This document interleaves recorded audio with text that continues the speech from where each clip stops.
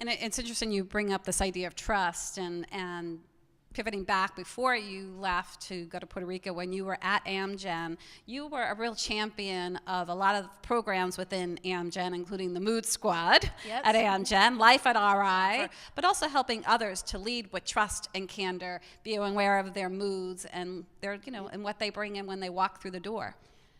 Yeah, for me, I think having the distinctions of trust and how building trust in an organization helps the organization be successful. I really learned that in my time at Rhode Island. And, we certainly have had some challenges if you look between 2002 to today. Unfortunately, we had to close a manufacturing facility that had been very, very successful. But, when you make a decision to close a facility, it can help to wear down the trust that the staff members have of the leaders, right? Not only at the site, but leaders at Amgen. And, after, I was fortunate enough to go through some training leadership training that really focused on building trust, it really resonated with me.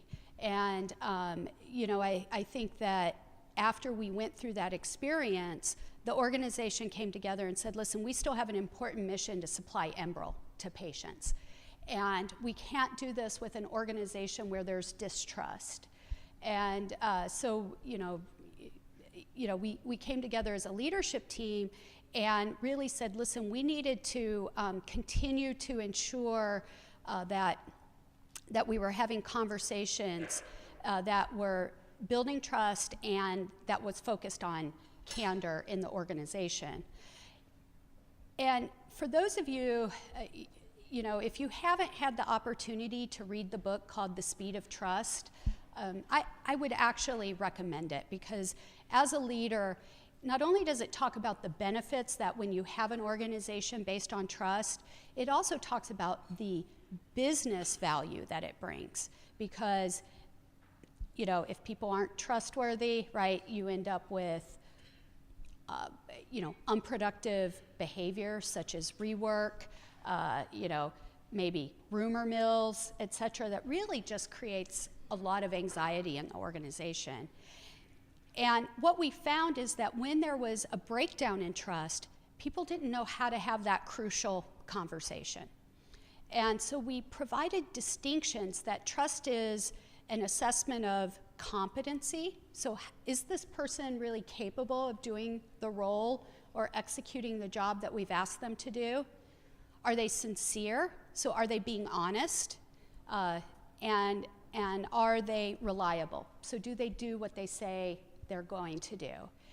And if you are able to assess a situation and really take a look at what is creating that breakdown, either within yourself in working with that person or that person and the impact they're having on the team, it allows you to define real actions that can be meaningful.